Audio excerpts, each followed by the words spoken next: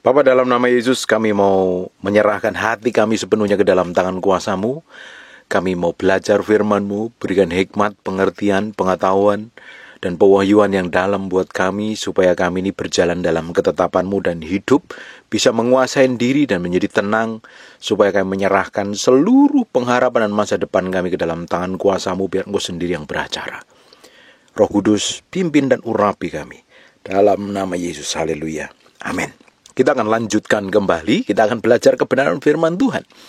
Di akhir zaman banyak orang dikuasain oleh hawa nafsunya. Tidak bisa berpikir jernih, tidak bisa berpikir tenang. Dikuasai ego, keinginan mata, keinginan daging, dan keangkuhan hidupnya yang ngontrol dan mengendalikan. Nah, justru kita ini jadi orang percaya, orang Kristen di akhir zaman harus memiliki kehidupan yang berbeda, sikap yang berbeda, kelakuan yang berbeda, mencerminkan hidup yang mempermuliakan nama Tuhan. Harus semakin hari semakin mencerminkan kemuliaan Tuhan. Jangan sampai hidup kita ini tambah hari tidak terkontrol. Hidup kita dikuasai oleh nafsu, dikuasai ego, dikuasai oleh semua keinginan. Justru hari ini kita harus taruh hati kita sepenuhnya di hadapan Tuhan.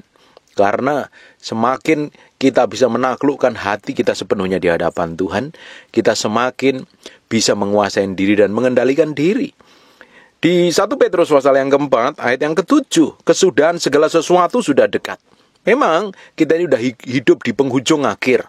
Justru di penghujung akhir ini setan juga ngerti, iblis juga tahu waktunya sudah tidak lama lagi. Dia harus bekerja double porsi, dia harus bekerja lebih giat, membuat orang disesatkan, mata hatinya dibutakan, karena dia tahu di masa-masa ini adalah masa yang sudah sangat dekat sekali.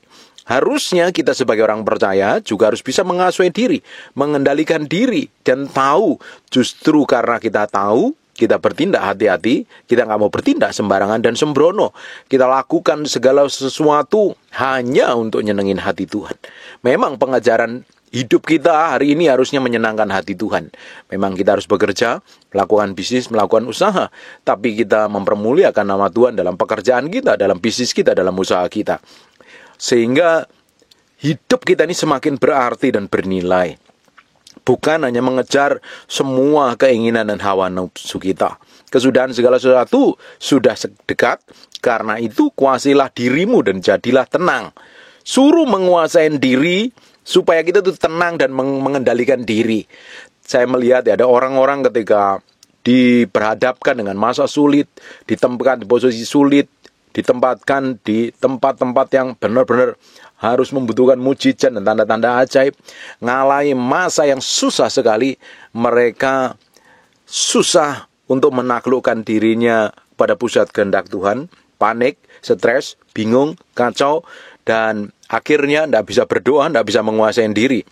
Justru harusnya dalam kondisi sulit, kondisi susah, kondisi tertekan, itu waktunya kita ini bergantung sama Tuhan. Karena aslinya kita akan keluar di masa-masa seperti itu. Dalam masa tenang, masa diberkati, masa everything is okay, aslinya kita nggak keluar. Semuanya kalau dalam kondisi baik, ya semuanya orang bisa memuji Tuhan, bisa menyembah, bisa berdoa. Justru dalam kondisi sulit, kondisi tertekan, ngadepin masalah, ngadepin persoalan, di waktu itulah aslinya kita atau sejatinya kita itu akan muncul. Lewat apa? Tindakan kita, sikap kita, perbuatan kita, keputusan kita. Makanya kita harus bisa menguasai diri dan menjadi tenang, rileks. Jangan bertindak apa-apa sebelum hatimu itu tenang. Bapak Ibu, jangan pernah berkata apapun juga ketika dalam kondisi kacau, kondisi panik. Nanti yang keluar dari mulutmu adalah hal yang sesuai dengan kebenaran firman Tuhan. Kenapa orang bisa dikuasai oleh amarah, bisa maki orang, bisa merendahkan orang, bisa ribut, bisa berantem, menjelekkan dan merendahkan orang lain, merendahkan sesamanya atau merendahkan pasangannya. Karena dalam kondisi hatinya tidak enak, dia tidak bisa menguasai diri. Dia nggak bisa menenangkan diri, langsung bereaksi. Saya harus katakan kepada Bapak Ibu, ketika engkau mengalami tekanan yang hebat, hatimu sedang terguncang, jiwamu sedang terguncang, tenang dulu. Tenang, relax, enjoy, jangan pernah ngambil keputusan apa-apa. Dalam kondisi kacau, kondisi panik, kondisi bingung, kondisi stres, ketika kamu ngambil keputusan, kebanyakan keputusannya salah. Dan ujungnya masalahmu nggak akan selesai, masalahmu tambah rumit, tambah muter-muter nggak jelas.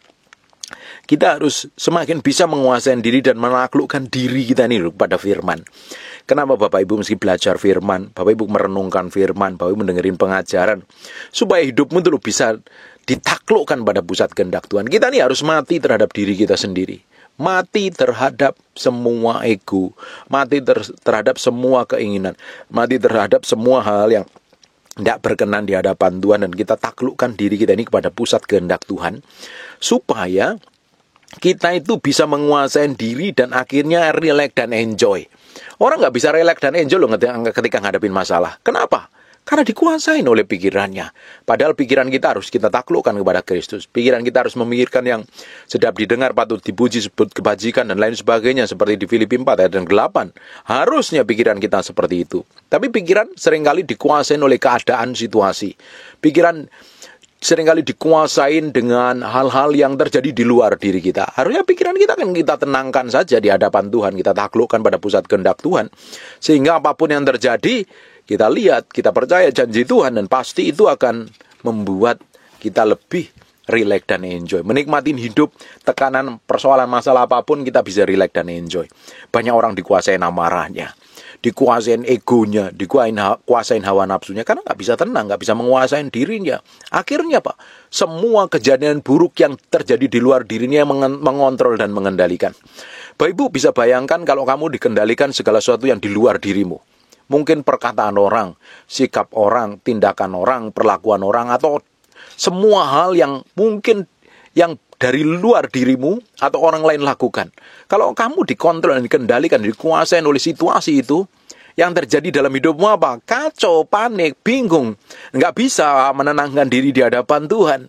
Banyak orang dikuasain segala sesuatu yang di luar dirinya. Padahal di dalam dirinya ada Tuhan. Ada roh Allah, ada firman, ada kebenaran. Tenang aja, enjoy aja, jalan terus sama Tuhan. Kalau kita masih dikuasain segala sesuatu di luar diri kita, artinya engkau belum mati terhadap dirimu sendiri. Engkau masih dikuasain oleh semua keinginan, semua pendengaranmu yang tidak benar kamu masukkan, semua perkataan buruk orang lain kamu terima. Akhirnya kamu bereaksi salah, dan mana mungkin bisa berdoa. Kita tidak akan bisa berdoa kalau kita nggak bisa relax dan enjoy, menaklukkan diri kita sepenuhnya di hadapan Tuhan. Dalam kondisi marah kamu susah berdoa, doamu intimidasi, malah nyuruh Tuhan kirim malaikat untuk hajar orang-orang yang kamu benci kok. Kalau kita bisa tenang dan enjoy, motivasi hati kita itu benar di hadapan Tuhan. Kita ngadapin masalah apapun, kita menghadapin tantangan kayak apapun, kita relax dan enjoy. Karena kita tahu motivasi kita hatinya itu lurus di hadapan Tuhan. Makanya Alkitab katakan, jadilah tenang supaya kamu dapat berdoa. Doa kita nggak intimidatif, doa kita nggak menghakimi orang lain, doa kita nggak berdoa tentang hal yang jelek. Bahkan kalau kita ini diperlakukan buruk oleh orang lain, Yesus sendiri ajarkan untuk mendoakan dan memberkati. Untuk sampai kita memiliki sikap hati yang seperti itu, ya dibutuhkan hati nurani yang murni. Kita akan susah doain orang yang menjengkelkan. Kita susah doain orang yang menyakitin kita kalau hati kita ini nggak murni, dipenuhi dengan amarah, dipenuhi dengan ego, dipenuhi dengan hawa nafsu. Ujungnya apa? Kita minta Tuhan hajar, kita minta kirim malaikat untuk menghukum dan lain sebagainya. Nah, yang di dalam diri kita ini kita harus taklukkan pada pusat kehendak Tuhan supaya relax dan enjoy. Makanya di ayat selanjutnya ngomong begini, tetapi yang terutama, ini yang paling utama, kasihlah sungguh-sungguh seorang akan yang lain, sebab kasih menutupin banyak sekali dosa. Ini termasuk orang yang nyebelin loh. Ini termasuk pasanganmu yang melukai, nyakitin, merendahkan atau mengkhianati. Kita harus mengasihi dengan sungguh-sungguh akan seorang dengan yang lainnya. Jadi motivasi kita itu murni tulus, seperti yang dimiliki oleh Tuhan. Alkitab katakan, doakanlah musuhmu, kasihlah mereka, berkati mereka, ampuni mereka. Karena kita semakin memiliki kemurnian hati, hati Tuhan itu nempel di dalam kita. Sehingga tindakan kita, sikap kita, perbuatan kita itu mencerminkan ya karakter Tuhan. Kalau sampai hari ini ya masih simpen jengkel, simpen kepahitan, simpen luka batin, diingat-ingat kesalahannya orang lain, diingat-ingat perkataan buruk orang lain sampai kamu nggak bisa tidur. Akhirnya kamu memutuskan hal bodoh. Artinya kamu nggak menaklukkan pikiranmu kepada Kristus, tapi kamu taklukkan dirimu pada keinginan daging dan hawa nafsu.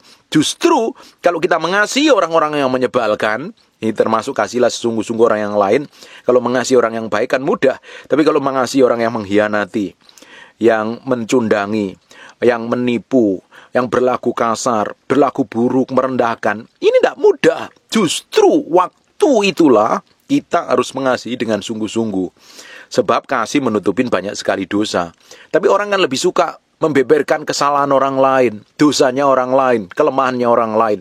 Justru kalau kita memiliki hatinya Tuhan, kita memiliki kasih yang datangnya dari Tuhan sendiri, manifestasinya kita nggak ingat kesalahan orang. Kita nggak ingat kelemahan orang. Kita nggak merendahkan, kita nggak memaki, kita nggak menuduh. Karena apa? Hatinya Yesus manifestasi melalui hidupmu. Bapak Ibu bisa bayangkan, kalau Yesus ingat-ingat kesalahan kita ini nggak akan didapatin berkenan di hadapan Tuhan. Sekali kita minta ampun, minta akuin dosa kita di hadapan Tuhan, kita beresin hati kita di hadapan Tuhan, yang terjadi dosamu dihapus oleh darah Yesus dan Tuhan lupakan semua kesalahanmu. Kamu menjadi ciptaan baru. Itu yang Tuhan lakukan. Dan harusnya kita juga memiliki sikap hati yang seperti itu. Tapi keinginan daging yang ngontrol, emosi yang mengendalikan, hawa nafsu yang memimpin, yang terjadi apa? Kelemahannya, kekurangannya, kejelekannya, kebusukannya diingat-ingat terus, direnungkan bahkan, dipikirin bahkan. Yang terjadi yang kau ingin balas dendam, kau nggak bisa menguasai karena kamu nggak bisa melepaskan pengampunan dan kamu ingat semua pelanggarannya, padahal kasih menutupin banyak sekali dosa dan pelanggaran. Harusnya kita memiliki sikap hati yang benar di hadapan Tuhan. Sikap hati yang tulus dan murni di hadapan Tuhan. Semakin hari hidup kita semakin mencerminkan kemuliaan Tuhan. Manifestasinya dari sikap tindakan kita ini benar-benar menjadi serupa segambar dengan Kristus. Ayat yang 9. Berilah tumpangan seorang akan yang lain dengan tidak bersungut-sungut. Tumpangan. Kalau rumahmu besar, kamu bisa memberikan tumpangan. Kamu diberkati, kamu bisa memberkati orang lain. Artinya kamu memiliki sikap hati yang tulus dan murni ketika nolong orang, membantu orang. Kalau kamu terpaksa, mendingan gak usah dilakukan. Karena segala sesuatu yang kita lakukan dengan bersungut-sungut, ngedumel di belakang itu tidak berkenan di hadapan Tuhan. Buat apa kita melakukan segala sesuatu, tapi di ujungnya ngedumel. Ujungnya bersungut-sungut. Bahkan bangsa Israel gara-gara bersungut-sungut nggak masuk tanah perjanjian. Mereka mati di padang gurun. Makanya kita harus memiliki kemurnian hati. Mau nolong orang, mau memberkatin orang, atau melakukan apapun loh untuk orang lain. Tulus murni. Kalau kita memiliki ketulusan dan kemurnian, Tuhan akan berkati kita double porsi. Di ayat yang 10, layanilah seorang akan yang lain sesuai dengan karunia yang telah diperoleh tiap-tiap orang sebagai pengurus yang baik dari kasih karunia Allah. Bapak Ibu, setiap kita itu diberikan anugerah yang berbeda-beda, diberikan karunia yang berbeda-beda, diberikan kapasitas yang berbeda-beda. Makanya kita kenalin diri kita di hadapan Tuhan. Itu dipakainya untuk apa? Kalau kamu tahu tujuan Tuhan dalam hidupmu akan jadi berkat bagi banyak orang. Kalau kamu tahu panggilan hidupmu itu seperti apa di hadapan Tuhan, kamu dipanggil hidup sampai hari ini untuk apa? Kamu tahu lo harus bertindak seperti apa di hadapan Tuhan. Kamu harus tahu dan ngerti ini sehingga kamu bisa menggenapi rencana Tuhan dalam hidupmu. Kamu hidup gak akan hanya sekedar hidup, gak akan sekedar hidup sembarangan dan sembrono, jalanin hidup tanpa tujuan, tanpa kehendak Tuhan, tanpa makna. Tapi kalau kita ngerti tujuan Tuhan, kenapa kita dipanggil, kenapa kita menjadi orang percaya, kenapa kok kita diberkati, kenapa kok Tuhan berikan karunia dan lain sebagainya, kita ngerti, kita tahu hidup kita dipanggil untuk jadi berkat bagi banyak orang. Perhatikan di ayat yang ke-11, jika ada orang yang berbicara, baiklah ia berbicara sebagai orang yang menyampaikan firman Allah. Jika ada orang yang melayani, baiklah ia melakukan dengan kekuatan yang dianugerahkan Allah. Jangan sombong, jangan belagu. Kalau kamu dipanggil untuk ngomong dengan orang lain, itu jadi berkat bagi orang lain, layanilah semuanya, karena itu kemurahan Tuhan yang diberikan dalam kehidupan kita. Kalau kita ngomong dengan orang lain seperti kita ngomong firman, kan menjadi berkat. Bukan menghakimi, bukan menuduh, bukan menjelekkan. Saya pernah mau didoain satu grup ibadah lah. Di Zoom meeting, ketika saya mengalami kondisi waktu itu, beberapa waktu yang lalu, ketika saya mau didoain, saya seperti dihakimi. Kamu begini, kamu begitu. Bukannya dengan kasih karunia mereka doain, minta mujizat, kesembuhan dan lain sebagainya, malah dihakimi begitu rupa. Saya pikir ini orang harusnya ngerti kebenaran, ngomong firman, harusnya memiliki hati yang penuh kasih karunia Allah, kok tambah menghakimi. Harusnya kita ini semakin hari ya, semakin ngerti kebenaran firman Tuhan. Kita memiliki hatinya Yesus, kita tidak akan mudah loh menghakimi orang lain, menuduh orang lain. Bahkan kalau ada orang lain mengalami masa-masa buruk aja, harusnya kita dengan kasih karunia, dengan kasihnya Tuhan, memberkati, mendoakan, mendukung, bukan malah menuduh, menghakimi, dan merendahkan begitu rupa. Kalau kita ngerti, panggilan hidupmu itu harus jadi berkat untuk nama Tuhan dipermuliakan. Ketika kamu ngomong sama orang pun, perkataanmu itu menjadi berkat seperti kamu menyampaikan firman Allah, firman kebenaran. Bukan untuk menuduh, menghakimi, merendahkan orang lain. Berapa banyak mulutnya orang masih merendahkan pasangan hidupnya, merendahkan orang lain, menganggap dirinya hebat, merasa dia mampu, merasa dia sanggup, diberkati, punya jabatan tinggi, dan lain sebagainya. Kalau kamu hanya sekedar meninggikan dirimu, dan kamu gak sadar semuanya karena kasih karunia Tuhan yang diberikan kepadamu, kamu menjadi orang yang justru menjadi batu sandungan. Justru Tuhan berikan kemampuan dan kekuatan kepada kita untuk menjadi berkat bagi banyak orang, supaya Allah dimuliakan dalam segala sesuatu karena Yesus Kristus. Ialah empunya kemuliaan dan kuasa sampai selama-lamanya. Justru karena kondisi kita ini yang diproteksi, dilindungi, dijagain Tuhan, hidup kita dibagi jadi berkat buat orang lain, itu karena kekuatan Tuhan, supaya nama Tuhan dipermuliakan melalui kehidupan kita. Tapi kalau hari ini hidupmu hanya jadi batu sandungan, terus ribut terus dengan orang lain, konflik terus dengan orang lain, gak cocok terus dengan orang lain, yang salah itu bukan orang lain, yang salah itu hatimu yang perlu diberesin di hadapan Tuhan. Berarti ada yang tidak benar, berarti ada yang salah yang perlu diperbaiki. Jangan sampai kita ini selalu merasa benar padahal tindakan kita nggak berkenan di hadapan Tuhan. Jangan sampai kita merasa hebat, merasa kudus, merasa suci, ternyata Tuhan tidak berkenan dengan kehidupan kita. Hidup kita jadi batu sandungan banyak orang. Belajar hati-hati ketika Bapak Ibu posting, ketika Bapak Ibu ngomong, ketika Bapak Ibu bersikap, bertindak, berkata-kata. Orang itu akan melihat loh, kamu ini sebagai orang percaya. Tapi kalau kamu dilihat sebagai orang percaya, kata-katamu busuk, perbuatanmu jelek, tindakanmu kotor, ujungnya mah hidupmu nggak jadi berkat, malah jadi batu sandungan. Nama Tuhan nggak dipermuliakan lagi melalui hidupmu, justru nama Tuhan dipermalukan melalui tindakanmu, sikapmu sebagai anak-anak Tuhan. Kita harus menjadi representasi dari kerajaan Allah di muka bumi ini. Dengan sikap, tindakan, perbuatan kita, semakin hari semakin didapatin menyenangkan hati Tuhan, mempermuliakan nama Tuhan dalam segala hal. Makanya kita ini paling penting itu, Alkitab Amsal katakan, jagalah hatimu dengan segala kewaspadaan, sebab dari sanalah terpancar kehidupan. Yang memancar dari hidup kita itu apa? Kehidupan yang sejati menjadi berkat bagi banyak orang, atau kehidupan yang melukai orang lain, kehidupan yang mematikan. Jalani hidupmu hari demi hari, bertindak hati-hati, kuasain diri, dan bergaul intim dengan Tuhan. Ini penting sekali. Engkau nggak bisa bergaul intim dengan Tuhan kalau engkau hatimu panik, gemuruh, goncang. Kamu bisa mengendalikan dirimu dengan baik, menguasai dirimu dengan baik kalau kamu bisa tenang dan baru bisa berdoa, masuk sampai ke dalaman hati Tuhan. Nanti Tuhan akan bawa hidupmu jadi berkat bagi banyak orang, dibawa ke dalam level hidup yang berbeda, jadi berkat bagi banyak orang. Dan tentunya nama Tuhan dipermuliakan dalam sikap, tindakan, perbuatanmu. Hari ini koreksi diri, koreksi hati, selidiki sampai kedalaman batinmu. Kalau masih ada kebusukan, kalau masih ada kejahatan, kalau masih ada hal yang tidak berkenan di hadapan Tuhan, beresin. Minta ampun sama Tuhan, berubah dan bertobat. Bapak Ibu, jangan pernah tuntut orang lain berubah. Hidupmu yang dipanggil untuk berubah, menjadi serupa segambar dengan Tuhan. Kita dipanggil untuk berubah menjadi serupa segambar dengan Tuhan. Kita nggak dipanggil untuk merubah orang lain.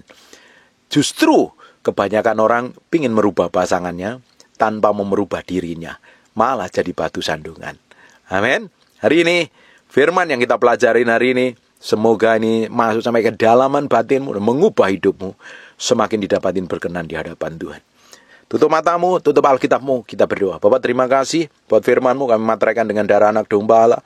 Firman ini nempel dalam hati kami berhari-hari, berminggu-minggu, berbulan-bulan, firman jadi kehidupan. Dan hamba-Mu berdoa setiap orang yang mendengar firman ini diberkatin Tuhan, dipulihkan, dibawa ke dalam level kehidupan yang berbeda. Semakin hari semakin didapatin berkenan di hadapan Tuhan. Terima kasih ya Tuhan. Hamba-Mu berdoa untuk orang yang sakit dan mengalami kelemahan tubuh oleh bilur Yesus, oleh darah Yesus. Jadilah engkau tahir, jadilah engkau pulih, jadilah engkau sembuh. jadi sehat seperti sedia kala, dan hidupmu umurnya panjang dan menjadi berkat bagi banyak orang. Dan apa saja yang dikerjakan tanganmu, Tuhan sendiri akan buat berhasil. Hamba-Mu berdoa, Tuhan terus bawa pelayanan penginjilan, pekabaran Injil ini semakin berkat bagi banyak orang, menjadi berkat bagi banyak orang, mengubahkan banyak orang. Dengan hikmat, pengertian, dan pengurapan yang datang daripada-Mu, kami kembalikan segala hormat pujian tertinggi buat Raja kami yang Maha Mulia. Dalam nama Yesus kami berdoa dan mengucap syukur. Haleluya. Amen, and God bless you. Terima kasih Tuhan, terima kasih, terima kasih, terima kasih. Bagimu pujian, hormat, pengagungan buat Raja kami yang Maha Mulia. Kami merindukan Engkau hadir dalam ruangan ini, menjamah kami, memanifestasikan kuasa-Mu. Engkau Allah yang kami sembah, Allah yang tidak pernah berubah dahulu, sekarang, sampai selama-lamanya. Di zaman Musa, Engkau buat mukjizat, bahkan Engkau menyertai orang Israel, membelah lautan, menjadi tiang awan dan tiang api, memberikan makan kepada orang-orang Israel di padang gurun. Hari ini juga Allah yang tahu setiap detil kami, seluruh kehidupan kami, yang memelihara kami, menjagain kami, memproteksi kami. Engkau lihat kerinduan kami, pingin berjumpa dengan Kau secara pribadi, bahwa kami mengenal-Mu secara dalam, mengalami Tuhan secara pribadi, dan hidup kami diubahkan di dalam hadirat. Terima kasih Tuhan. Kami berjanji segala hormat, pujian, pengagungan buat Raja kami yang Maha Mulia, dalam nama Yesus.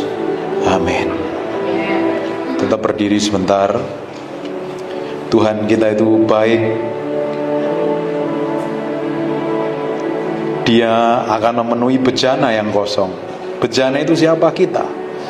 Kalau kita memiliki kerinduan akan Tuhan, pingin Tuhan, bukannya sekedar datang ibadah, tapi pingin mengalami Tuhan, sore hari ini dia akan menjamah Bapak Ibu semuanya.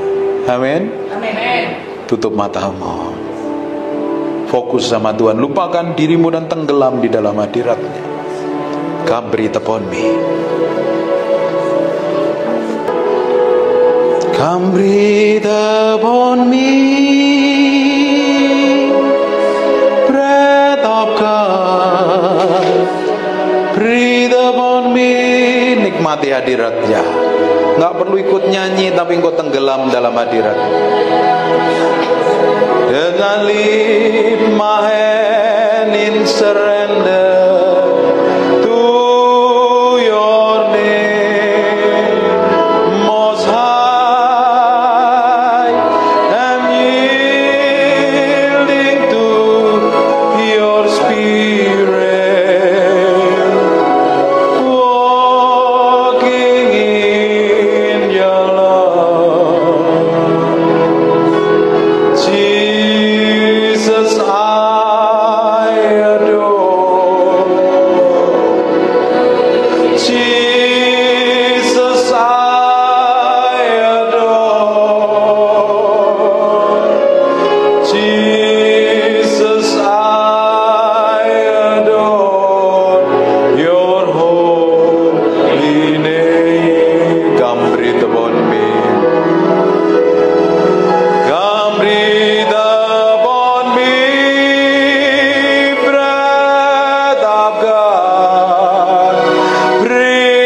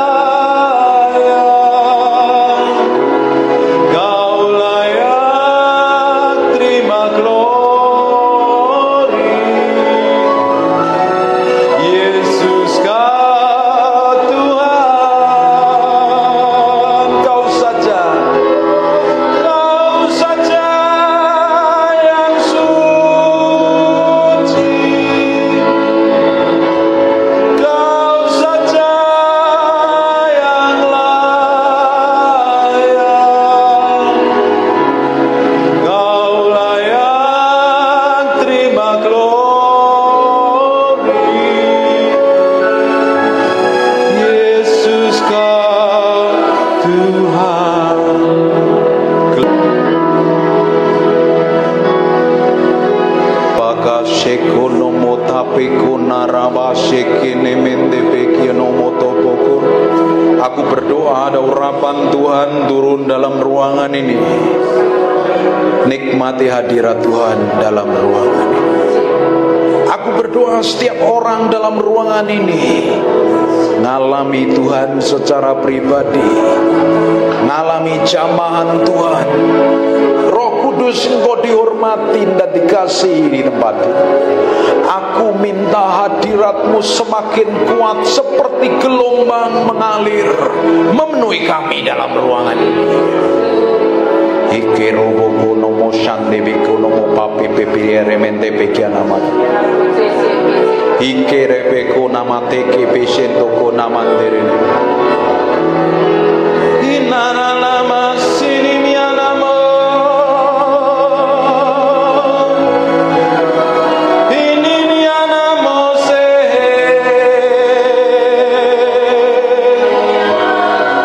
Inimikianamo. Sembadia. Dinamoso.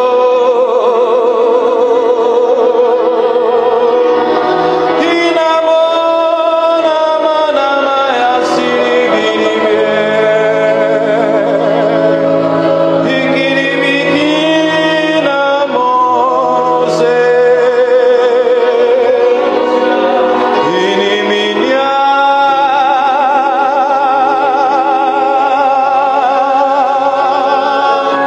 Shanama.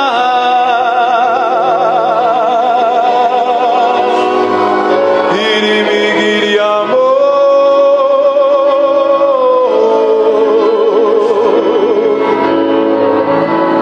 Engkau disembah, ditinggikan. Di tempat ini namamu diagungkan, namamu dimuliakan. Engkau disanjung tinggi. Oh Tuhan, nikmati Dia dalam hadirat-Nya. Tuhan,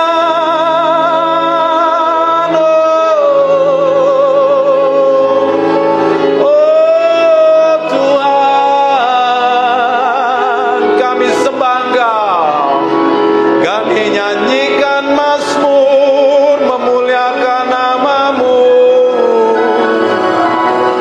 Oh, kami mencintaimu Tuhan lebih dari apapun juga. Oh Yesus, oh Yesus, kami yang mengasihimu. Datanglah dalam kuasa-Mu yang ajaib. Hadirlah Tuhan.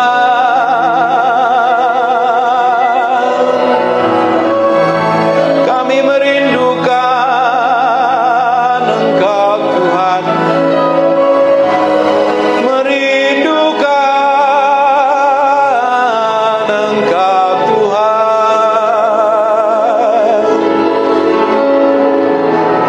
Kami menyembah dalam hadirat-Mu.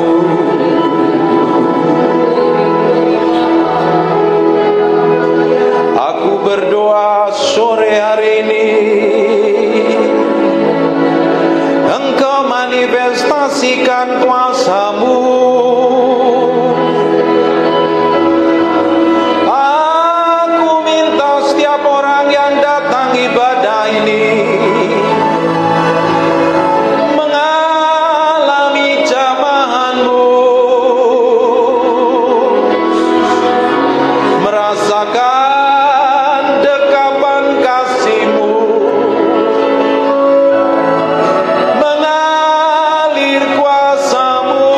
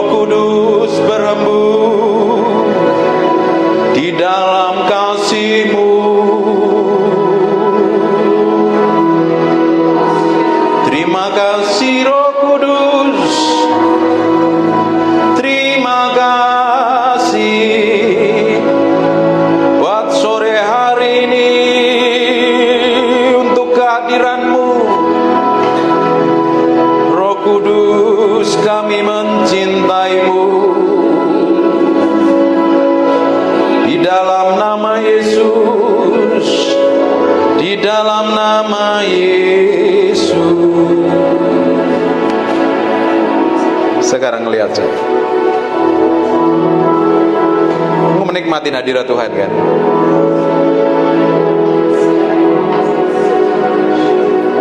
Menikmati hadirat Tuhan.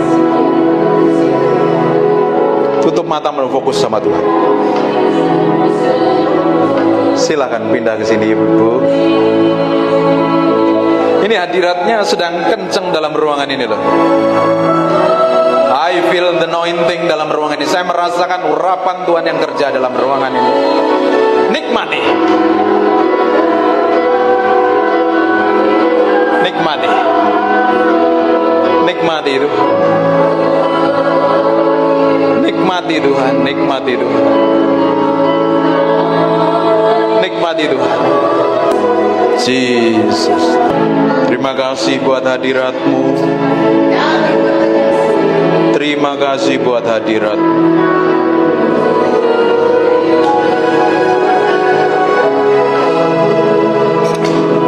Terima kasih buat kehadiran-Mu.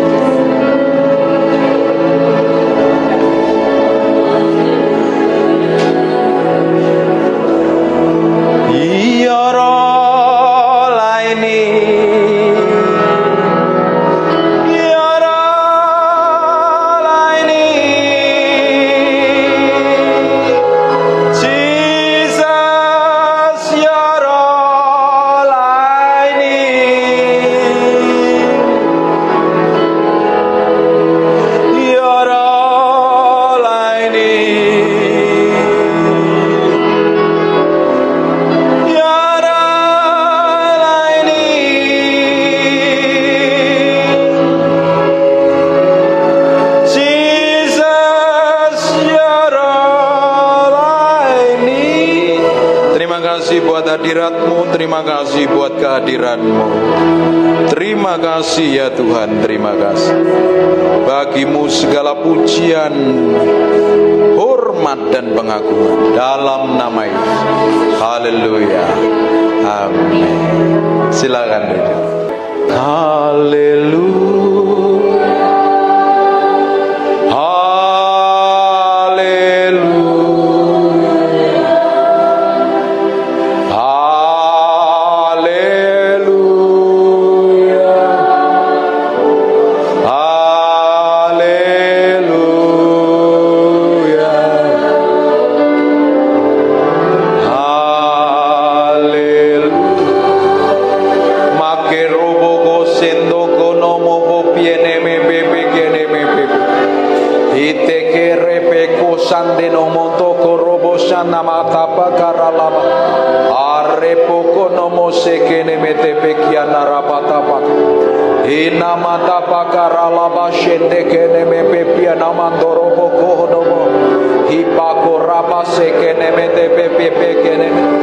Aku berdoa, aku lepaskan urapan kesembuhan.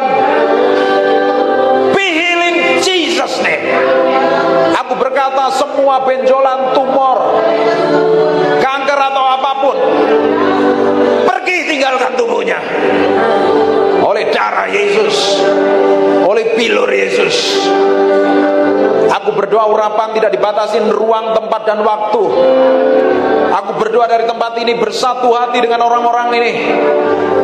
Kami berdoa dalam nama Yesus, kami lepaskan urapan itu turun. In Jesus name. In Jesus name. Aku perintahkan semua sakit penyakit tinggalkan tubuhnya dalam nama Yesus. Dalam nama Yesus. Dalam nama Yesus. Setan, dengarkan aku setan. Engkau tidak punya hak apa-apa. Tubuhnya adalah bait Allah. Tubuhnya adalah miliknya Kristus. Semua benjolan atau apapun, daging tubuh atau apapun, aku berdoa urapan itu sedang mengalir dalam tubuhnya. Tuhan, Kau lakukan sesuatu yang ilahi dalam nama Yesus. Urapan itu sedang turun. Aku berdoa ada api Allah yang mengalir dari ujung rambut sampai telapak kaki. Tuhan sendiri yang operasi, Tuhan sendiri yang ubahkan, Tuhan sendiri yang sembuhkan. Bawa dalam tangan kuasa Tuhan. Tuhan yang berperkara, Tuhan yang beracara. In Jesus name, in Jesus name, in Jesus name. Maka rapa shekene. Ini miana dalam ose, sini miana bo, sembah dia. Ikini miana bo, yashina bo. Ini mikamana bo.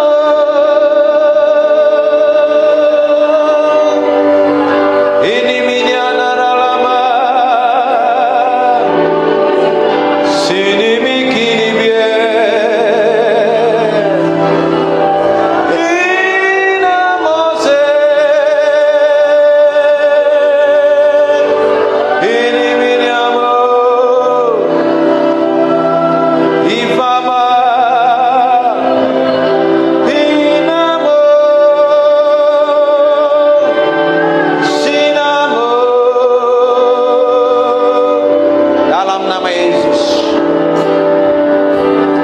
Bersatu hati melepaskan urapan kesembuhan dari tempat ini, menjamah dalam nama Yesus. Dalam nama Yesus, aku berdoa urapan itu sedang kerja. Allah sedang melakukan sesuatu yang ilahi. Allah sedang bekerja secara ilahi. In Jesus name, in Jesus. Dalam nama Yesus, Tuhan, belas kasihan-Mu Kau nyatakan, perpanjang umurnya untuk bisa mendedikasikan hidupnya untuk melayani Tuhan, menyenangkan hati Tuhan. Terima kasih Tuhan, bagimu pujian, hormat, pengagungan. Dalam nama Yesus, dalam nama Yesus. Amin. Amin. Dengerin baik-baik, sebentar lagi kita selesai. Belajar bergantung sama Tuhan. Jangan menjadi orang yang berjalan semau kita sendiri, bertindak seenak perut kita sendiri. Sekarang kita mau libatkan Tuhan dalam segala situasi, dalam segala kondisi, dalam segala keadaan. Pengharapan kita adalah Tuhan sendiri. Bapak Ibu, tidak ada tempat yang nyaman selain kita duduk diam di dalam hadirat-Nya. Di kitab Mazmur 91, orang yang duduk diam dalam naungan yang maha tinggi, artinya orang yang duduk bergaul dengan Tuhan, itu adalah tempat yang paling aman. Tempat di mana Allah ada. Di mana itu? Dalam hadirat Tuhan. Waktu Bapak Ibu tadi nyembah, Bapak Ibu kan lupa dengan dirimu kan? Engkau gak peduli dengan dirimu, kamu hanya fokus sama Tuhan. Benar gak? Benar? Lakukan itu di kamar doamu setiap hari. Jangan pikirin sakit penyakit Ibu. Pikirin Tuhan. Rindukan Tuhan lebih dari apapun. Dia Allah yang akan berperkara. Sekarang bagian kita hanya tinggal di dalam hadirat-Nya. Kalau tinggal di dalam hadirat Tuhan, di tempat tersembunyi.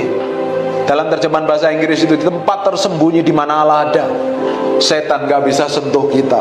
Setan gak bisa jamah kita. Setan bisa menjamah, menyentuh kita kalau ada dosa dan pelanggaran. Kita mesti minta ampun sama Tuhan. Kalau kita tinggal dalam hadirat-Nya, dilindungi Tuhan. Kutuk mantra, sakit penyakit di kitab Mazmur 91, penyakit sampar pun tidak akan bisa menyentuh kita, karena kita dalam lindungan Tuhan, diproteksi Tuhan, dijagain Tuhan. Tempat tersembunyi letaknya di dalam hadirat Tuhan. Hanya simpel kalau di dalam hadirat Tuhan. Bangkit berdiri sama-sama.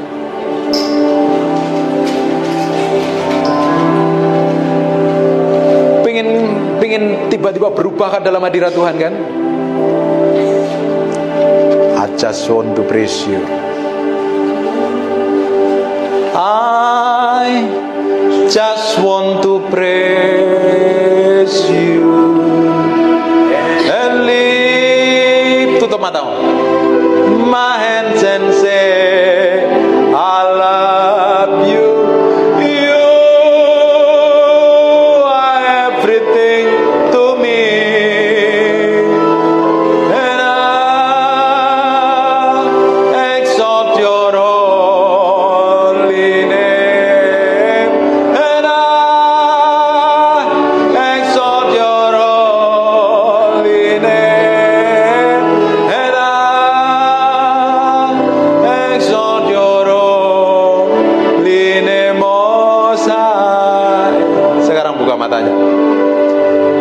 kita nyanyi tadi, I just want to praise you tadi, ibu tutup mata, bapak tutup mata, kamu lupa kan dengan dirimu?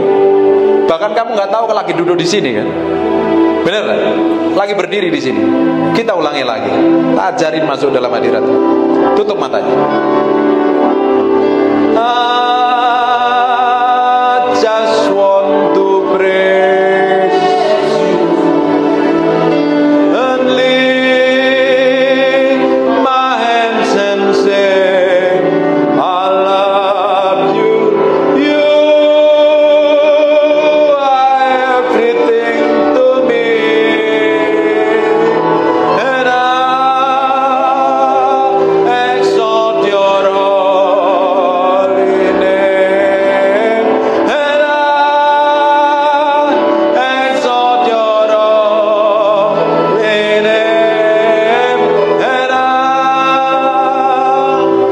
exalt your holy name, Most High. Sekarang buka matanya sebentar. Tadi waktu kamu tutup mata, kamu lupa dengan dirimu sendiri. Kamu bahkan lupa kalau ada di tempat ini. Fokusmu sama Tuhan. Dan itu harus dilakukan setiap hari di tempat tidur kita, di kamar kita. Pak, saya nggak bisa nyanyi. Pak, saya nggak bisa nyembah.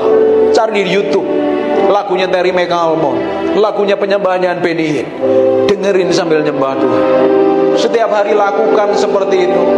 Nanti tambah hari Bapak Ibu akan dibawa semakin dekat dengan Tuhan. Tiba-tiba bisa nyembah Tuhan, nyembah Tuhan, nyembah Tuhan.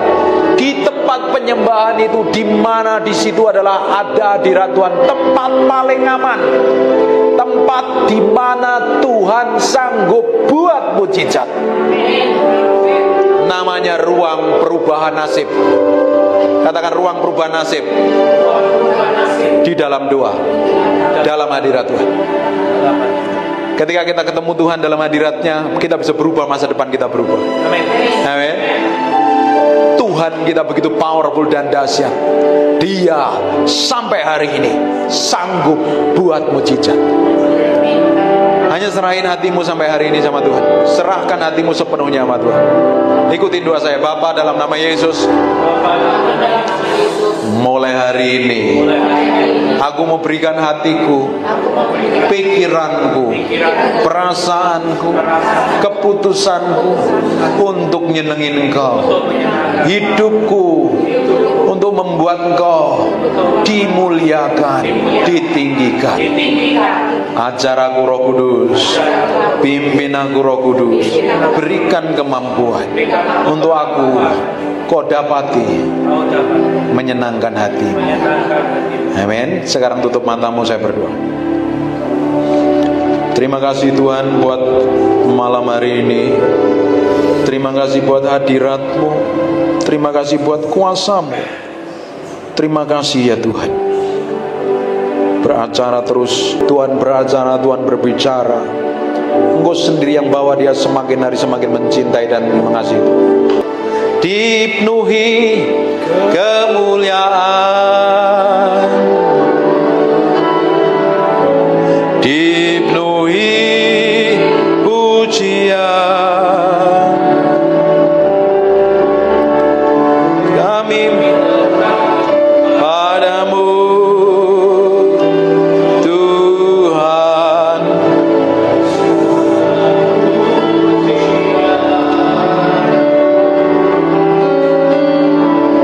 Kau saja yang suci.